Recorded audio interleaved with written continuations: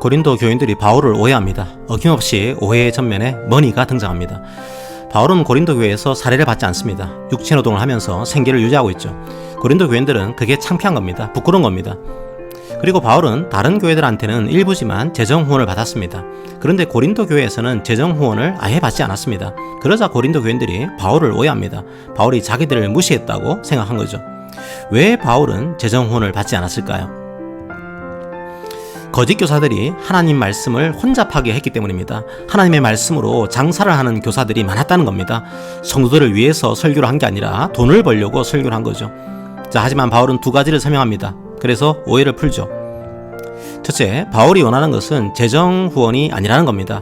바울이 필요한 것은 돈이 아닙니다. 바울이 원한 것은 바로 고린도 교인 자체였습니다. 복음으로 장사를 하는 거짓 교사하고 달랐던 거죠.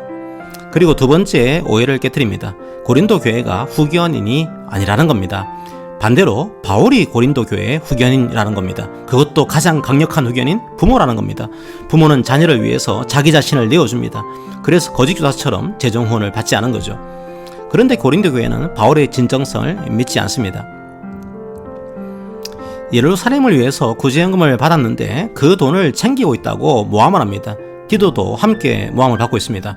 사실 오해를 받으면 참 억울하죠. 증거도 없으면 더 그렇습니다. 오해를 푸는 마지막 열쇠는 바로 삶입니다. 디도의 삶을 보면 그런 오해를 할 수 없다는 겁니다. 고린도 교인들은 바울이 변명을 하고 있다고 생각했습니다. 바울은 왜 이런 오해를 받아가면서까지 오해를 풀고 있을까요? 너희의 덕을 세우기 위함이다. 성경은 이렇게 말합니다. 무슨 말입니까? 덕은 헬라어로 오이코도메라고 합니다.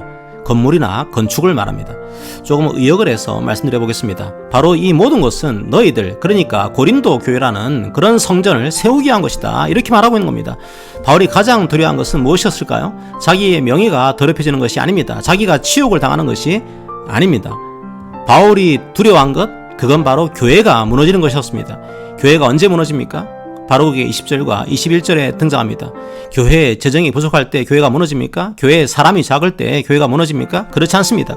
교회는 그리스도가 없을 때 무너집니다. 그리스도의 사랑이 없을 때 교회는 무너집니다. 다투고 시기하고 분내고 당을 짓고 비방하고 수군거리고 거만할 때 교회는 무너집니다.